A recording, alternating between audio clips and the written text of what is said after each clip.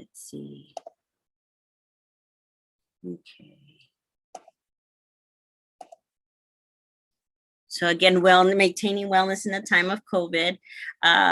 Again, these are, because of time, I'm going to go through it, but wellness has so many like aspects, right? So there's emotional wellness, financial wellness, social, spiritual, occupational, physical, intellectual, and environmental, right? There's some things that are outside of our control. With COVID, a lot of things have been disrupted, right? But there's little steps that we can do to kind of get some control and different on these aspects, right? Again, there's been an increase in the demand for mental health and substance use treatment. So I'm going to talk about sometimes it's inaccessible, right? Whether if it's the cost for these services, access to it. So there's some things that you can do trying to get like maybe apps. Obviously, it's not a substitution for professional help, but it's something that you can do on the daily to kind of help you manage. So these are some resources, right? So these are a couple. There's the Shine app. It's a Black, Indigenous, people of color friendly app. Their goal is to really challenge how these apps are and really have like a more representative and inclusive space for individuals. So there's that one. There's a Calm app. Calm app usually tends to have a lot of kind of short vignettes and videos where you can kind of go to sleep. Well, it helps you with your sleep. It has a lot of sounds, like nature sounds. Someone's narrating like a story. So that tends to be free. And if you want additional kind of services, there's like a cost to it. And the same with the other two, Mood Tools and Headspace. And you can even go to YouTube and look at some of these. They have like little vignettes and stuff that you can kind of check out and determine if that's something that would be helpful for your needs. And again, a little bit about the services we provide. I work for the SUD program through Children's Hospital. We're an outpatient service.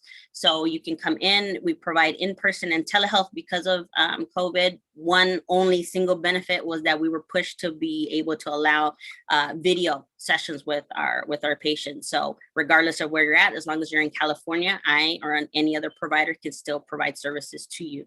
I am one of the only ones that still sees people in person. So that's one of the services that I do as well, because some folks, they need that face-to-face connection. So we do it as safe, COVID friendly, and safe as possible. Individuals, other services that we provide is individual, group, and family services. It all depends on the need of the patient. Another service that we provide is recovery and leadership. So some of our patients who are already reached sobriety or close to it, we provide like opportunities for them to go out and tell their stories, their narratives, and talking to other young people and what helped them, what didn't, and talking to adults as well as that what worked, what didn't, what's the language, right? Calling someone an addict is not helpful. Right. And so we really lean on them to kind of get the word out and about like the importance of taking care of your mental health and addressing substance misuse. And the last kind of service is case management. So even though we do help with the mental health and substance use, if someone tells me, hey, I want to go back to school, so we kind of sit down and create a plan of what are additional services that we can help them with or link them to somebody that can help them reach additional goals. And again, here are some other resources, and I'll definitely send it to Frank and to CCCP so you all can have it, right? So these are some services. There's our program number. There's a SASH line. So oftentimes if you're above the age of 25, there's the SASH where you can call 24/7 and they can do a quick sort of assessment and link you to a program that's near your home. There's the crisis text line. So now in the age of texting, right, sometimes it's uncomfortable to kind of speak to someone if you don't know. So there's trained counselors, crisis counselors that can text and communicate with you. The other one here at the bottom is the California Youth Crisis Line. So you can call regardless if it's like an emotional, you're overwhelmed, you just need someone to talk to. It's all confidential unless if you're a danger to yourself or someone else. But other than that, you can speak to someone. And to the right, there's a sample of, and I'll send this as well, you can do a self-referral if you know anyone that might benefit from our program. There's a referral form and you just fill it out as best as you can, and you can email it to the address that's below. And then lastly, the Department of Mental Health. So definitely they have a crisis line as well, and a number where you can call to outreach to someone if you need services. Again, the unfortunate thing that there's a high demand and there's wait lists for a lot of the programs, but I encourage you, if you do need the support, to call, advocate, check in, call if you have insurance or not. Definitely call and outreach. For us, we do not have a wait list. We accept everyone regardless of ability to pay. So if you have Medi-Cal, we accept you. If you don't, or even if you have private insurance, we have the funding to be able to provide all our services to no cost. Whether if you're documented or undocumented, we provide services as well. We have providers that speak Spanish also. And so, yeah, so I do apologize. That was a quick kind of resource kind of overview. But if you have any questions, please reach out to me. If you want to talk to me about some of the specialty care services that we offer, definitely take a screenshot and contact, and encourage you to kind of look at the self-care menu and to kind of dedicate the next couple of days to something, right? There's 5 minutes you can take out of your day, 15 or 30, to really take care of your wellness and overall health, right? There's some things that are within our control and other things that we can't. But definitely if we focus on something, we can improve a little bit step by step. I can take maybe 1 or 2 questions.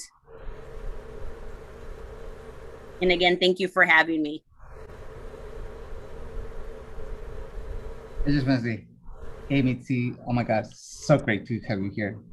No, hi. And excuse, there's my dog. She got excited. That's okay. Good to see you. Good to see you. Thank you, Mitzi.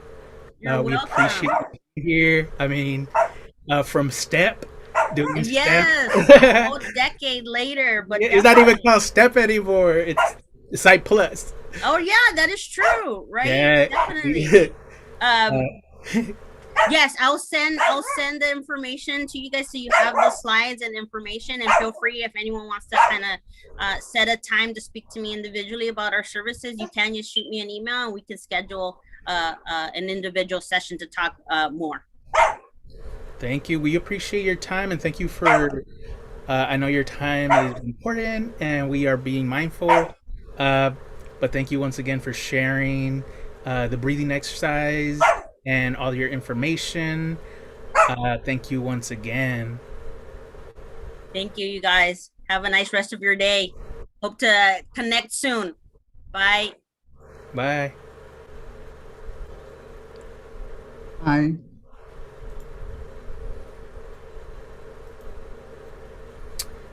All right, everyone. So our next presenter is here, and I'm going to introduce Jennifer Padilla. She is a program coordinator at the Bruin Guardian Scholars, but also the Bruin Research Center. And so, Jennifer, you could take it away. Hi everyone. Thank you. I joined a little late, so I didn't get to check out the panel, but I'm happy to be here. I'm actually going to share screen if that's okay. So yes, my name is Jennifer. I am the program coordinator for the Guardian Scholars program here at UCLA. And I actually went to UCLA during my undergrad. I was a parenting student, so I had a daughter while I was going to school. So I identified with students with dependents as well. I was not a transfer student, but I do work with a lot of transfers within the program. So, you know, we don't have anything to do with the admissions process or, you know, that process before getting to UCLA. But once you decide to come here or to any UC, even at CCs, there are Guardian Scholars programs that can help you with resources and services once you're on that campus. And I'm kind of going to share really briefly what our program does at UCLA and how we cater to our youth that have experienced the child welfare system. So I want to start off by introducing the team really briefly. So our 3 professional staff right now is Brianna, who is the director, and she's super amazing. Jessica, who is our program manager for Guardian Scholars, and for McKinney-Vento, I will speak briefly about McKinney-Vento, and myself. But our team is much bigger than that. We also have a psychologist. We have 3 MSW interns. We have program interns and 4 externs. Two of our externs are actually here, or we're able to panel, Ayana and Clarissa. So we have a pretty big team with BGS. And if you all have questions throughout, just feel free to put it in the chat. So these are the 3 pillars that our program works by: community, support, and achievement. So what is Guardian Scholars? So we basically cater to youth that have experienced the child welfare system. Every UC has a Guardian Scholars program, but runs a little bit differently, have different program eligibility. Here at UCLA, we take in any youth that has experienced child welfare at any age or any point in their life. So if you were 2 and you were adopted when you were 2 years old, and that was the only time you interacted with child welfare, you would still qualify for our program. So some of the students that we serve do identify as current or former foster youth. Some are even in extended foster care. We serve youth who have been in guardianship or kinship care, probation, unaccompanied minors, and McKinney-Vento youth. So in order to join the program, you have to provide any proof of dependency. So this can be a court letter, minute order, adoption papers, maybe a letter from a social worker, anything that kind of proves you had a case with child welfare. And if you're unable to obtain it, we can help you with that process. Be a currently enrolled student. So sometimes we do get students who are about to come to UCLA or interested in UCLA. Unfortunately, we can't provide any resources or services unless you are a student and have taken your first class officially at UCLA. And then lastly, just completing our application and intake with one of our MSWs. In terms of resources and what we do, we like to provide community spaces for our youth, whether that's by weekly meetings, workshops. We like to have outings. As of now, we haven't really been able to do any of our outings, but we're hoping to start getting back at it, even if they're smaller scale. And celebrations. So we do something for Thanksgiving, we do something for the holidays, and we celebrate our scholars when they graduate. Housing.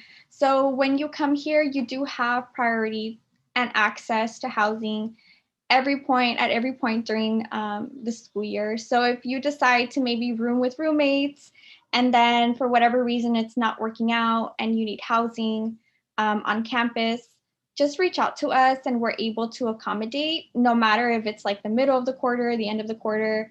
The university partners with us and ensures that all of our youth are housed at every point.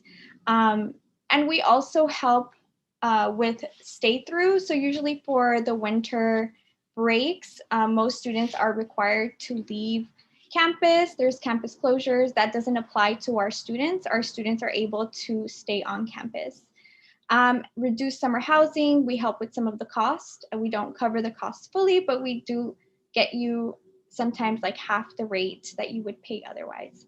And there's also emergency scholarships. So if at any point you're having housing insecurity or just need additional assistance, we have that as well. Academic support. We provide tutors to our students, individual tutoring with Tutor Me LA. All of our students qualify for AAP, the Academic Advancement Program. So there they also provide tutoring, peer learning, academic counseling. If you ever need to do petitions, have questions about your classes or how you're doing, AAP is a really great resource to be a part of, and all our students qualify for it. And our students also have priority registration. So classes are very hard to get, especially on a big campus. So after your first quarter, you qualify for priority registration up to 10 units. So that's typically two classes, maybe 3, depending on the units. But it's very helpful to have at least a few classes that you're going to get. We provide scholarships and other financial assistance. As mentioned, we have an emergency scholarship. We help with housing, during the winter. And we also help with books. So all of our students get a stipend for the year to purchase books. So if you're not able to find them at the library or with any other services that would be free, PDFs through your classes, you have the stipend to use with BGS. In terms of requirements and being able to access all of this, the scholarships, any other opportunities, we want you to just participate in at least 3 activities per quarter.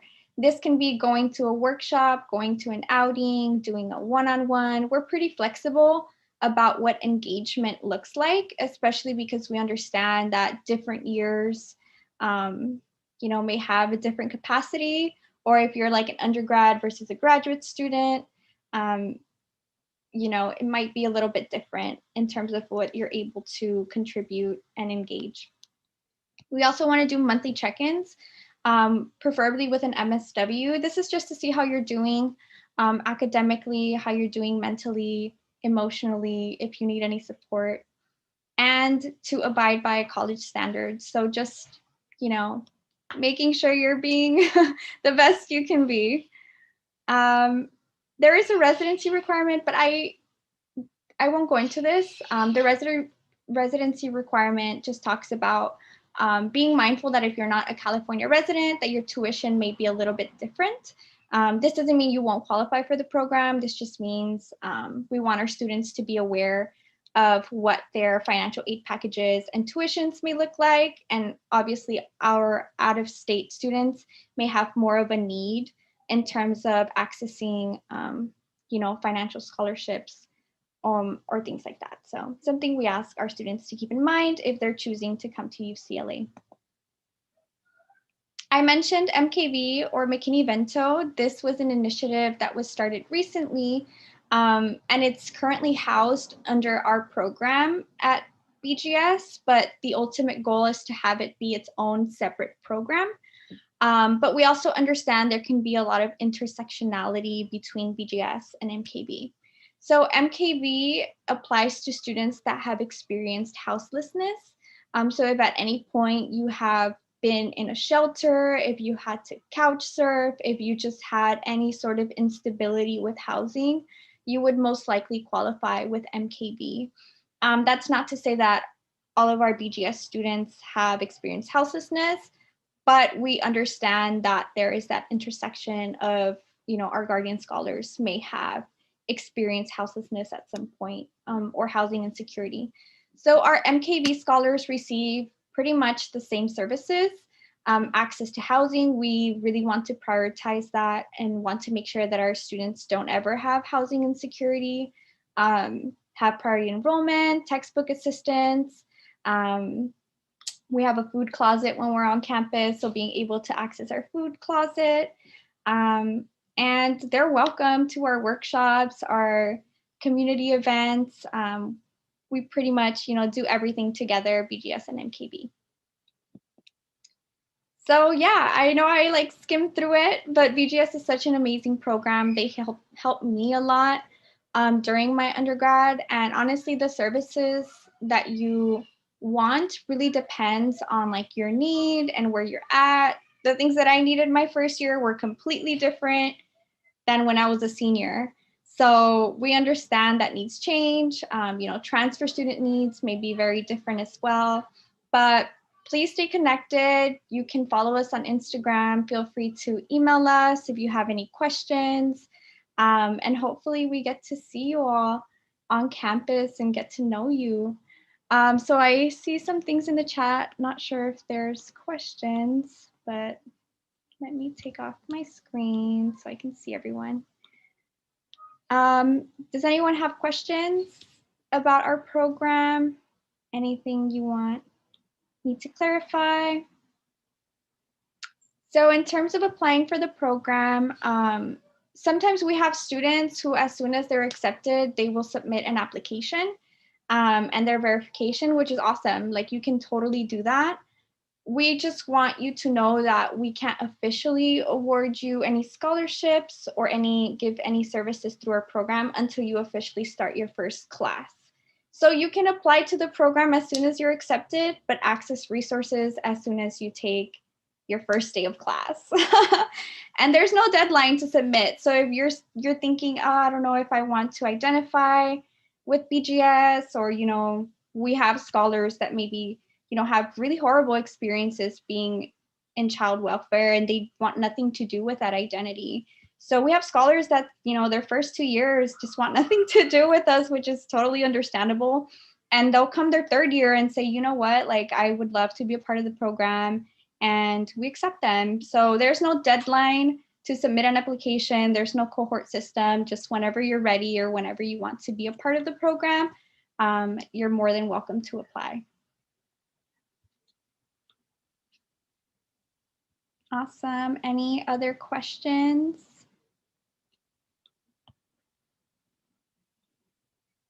We're good. It was a good brief presentation, I'm hoping. Awesome. Well, thank you everyone for the space. I will put my email in the chat if anyone has questions. Feel free to reach out. Thank you, Frank. All right, thank you very much, Jennifer. We appreciate you being here and sharing the resources with our scholars. Thank you once again.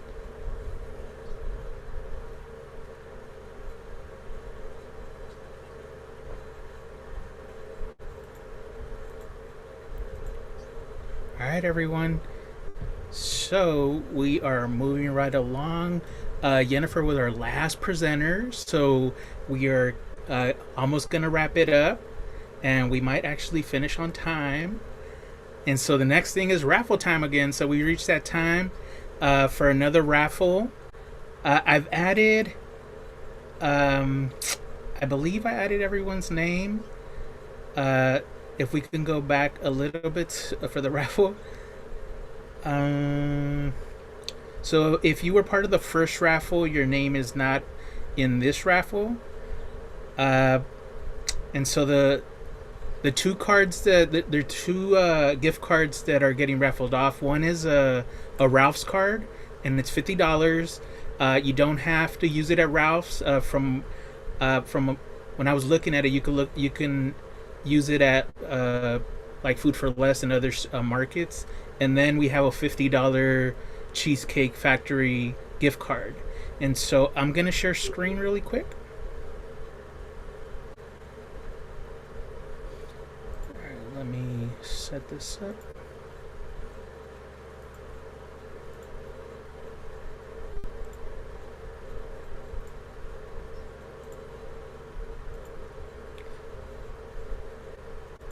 Now, of course, this is only for our students who are going to be scholars. So presenters, I apologize. Your names are not here.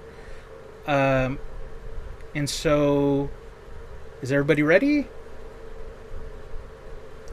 And we will spin I it. am. I want to see who's going to get that Cheesecake Factory so we can be friends. Awesome. Oh, we got Ronnie. Am I saying it correctly? Are you here? Hello, yes I am. Hi, thank you. Yes. Hi, So, friend. Cheesecake winner. this is the Cheesecake Factory. You are a winner. Bonnie, you don't have to share that with anyone, especially No, with you don't. Thank you. And we are the next. So is everybody ready again? So this is for the Ralph's card, $50. Here we go. You can probably buy some milk with that. At the way that we're going with the prices going up. So Carrie Cook, I don't think she's here actually, and that's the only way you're gonna win. So if she's not here, can we confirm? Because then we'll spin again. Yeah, there's no, I don't see, unless under a different name, but now I don't see. Nope. All right, so we are spinning once again. So now it's 4 folks. Here it goes.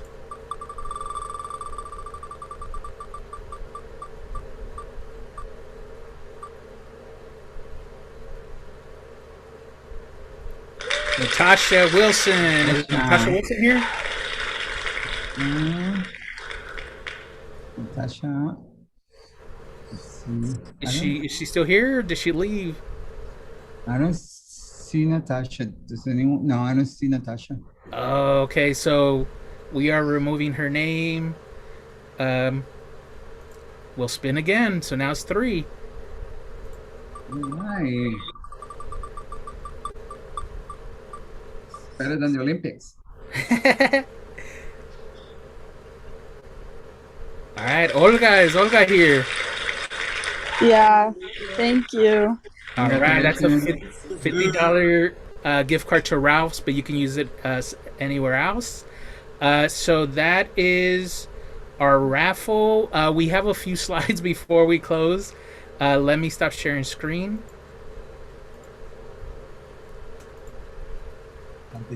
I'll get you a gift card for the Cheesecake Factory.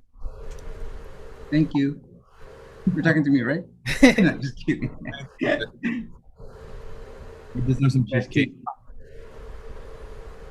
And so we have our last affirmation. Who was reading this one? It was me. Okay, cool. Yeah. All right, everybody. So thank you for being with us today. This is our very last affirmation. Please take a moment to read and reflect. It says, I am not what others think of me. Thank you, Paola.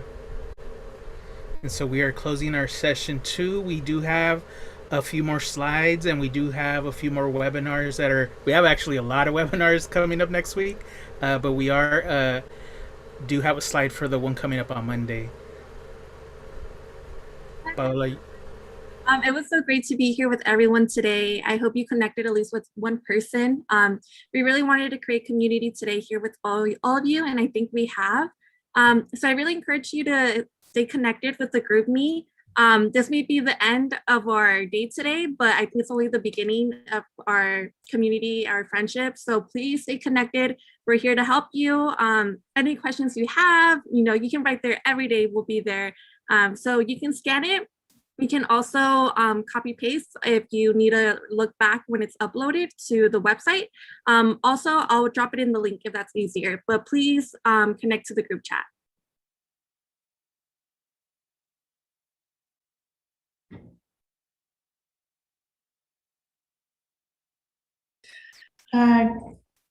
Hello, everyone again. We have come to the end of this amazing webinar. I'm just here to let you know that you can join us again if you enjoyed this webinar. You can join us on Monday for our Veterans Power to the Veteran Transfer Student Experience webinar. So the link is going to be on the webpage. So please join us if you're interested. Once again, it's happening this Monday. You can also hover your phone over the QR code on the left-hand side with a little dinosaur right in the middle, and then it will take you to the way where you can sign up. Also, we have a full agenda next week of webinars. We have Differently Abled on the 10th. So August 10th, we have Black African American on 11th, and then we have our Native and Pacific Islander on the 12th. And the following week, we also have another set of webinars happening. So once again, you can partake in all the webinars you would like. Hopefully you can join us again next week and the following week.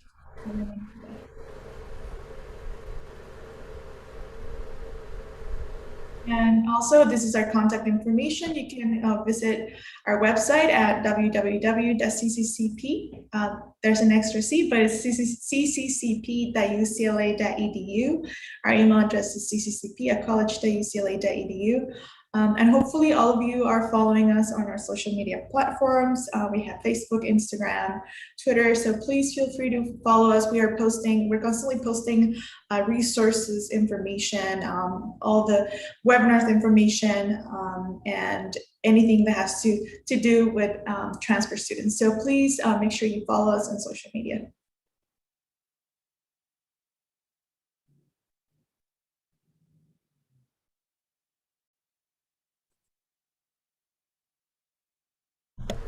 Thank you once again, everyone, for being here and sharing space with us. I'd like to give an opportunity for any of our staff members to give any closing remarks.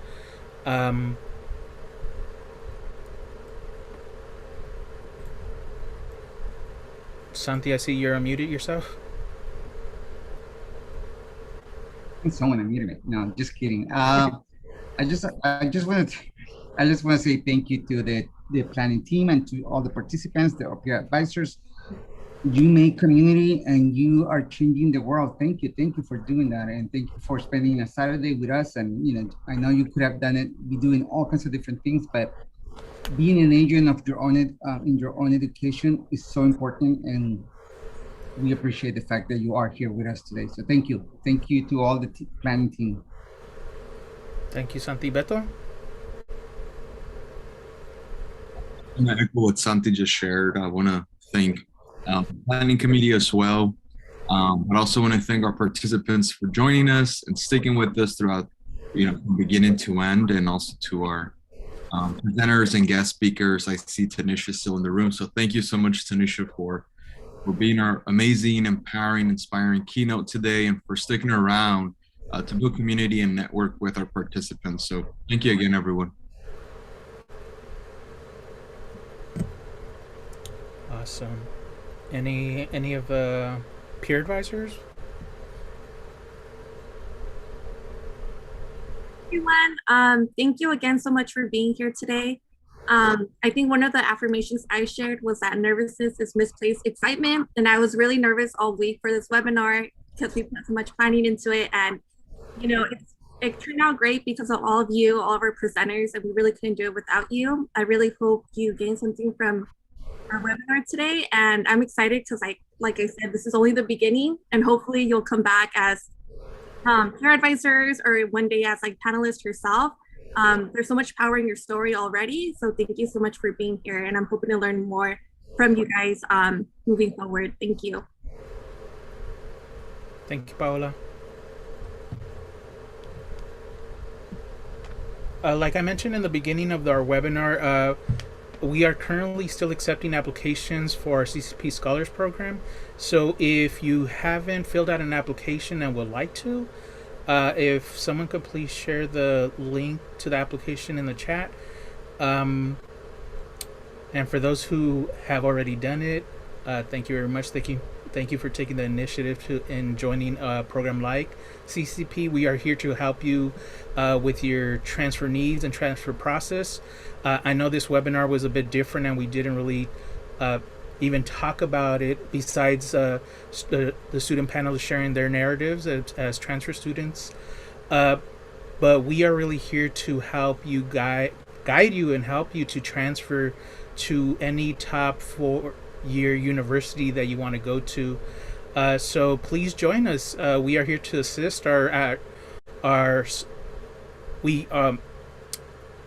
the center that we do everything for free, so there's no charge.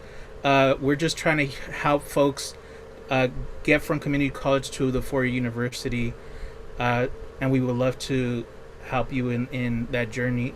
Tara, you have your hand? Hi, yes. So I was wondering, is there going to be anything to help us with our personal insight questions? So we should. Oh, something. Go ahead. Oh, I'm glad you asked that question because we definitely will. At this point, I believe it's scheduled tentatively for September 18th, which is on a Saturday. We usually host a really long and very in-depth,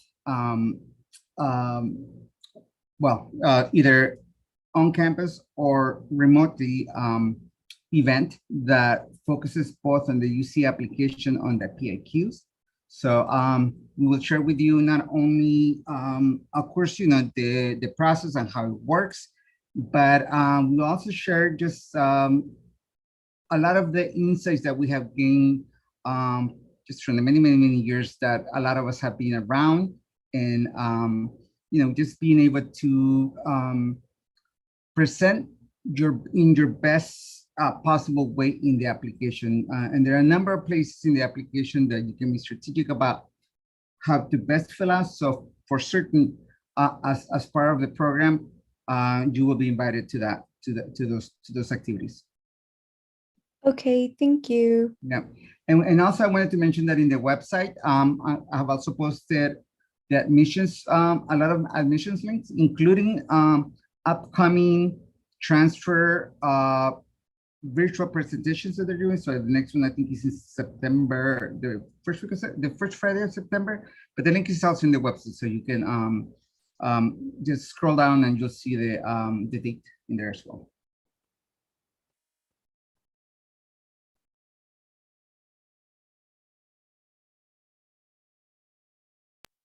Beto, you still have your hand up?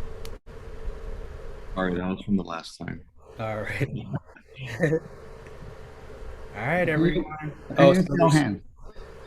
So there's 2 hands up from what I see. Santi's old hand. Tara, do you have another question? No, I'm sorry. I don't know how to take that away. Oh, you just click on it. Yeah. All right, everyone. So thank you all for being here. Thank you to our presenters and our panelists. We appreciate you coming in and sharing your narratives, sharing space with us, building community. Unfortunately, we couldn't be in person because usually this would be in person. It would be in the dorms. We would be able to eat and break bread. And so hopefully next year, if everything goes well, we will be able to meet, break bread, and have a real cookout. Today was virtual, but I appreciate everyone being here. I know it was on a Saturday, but we planned it that way because I know a lot of folks are busy during the weekend. And so I just want to say thank you to the planning committee for taking your... we did it. I mean, we did it. And so... and thank you for Blanca. Thank you to Blanca. And thank you to her Santi. Like he last minute yesterday, he was like helping me with the PowerPoint. So thank you, Santi. And thank you everyone for being here. So if there's no more questions or comments, we can wrap it up. Have a good weekend, everyone. All right, everyone. Have a good weekend. Take care of yourselves. If there's no more questions or comments, Have a good weekend. everyone. Have a good weekend. Take care of yourselves. Bye.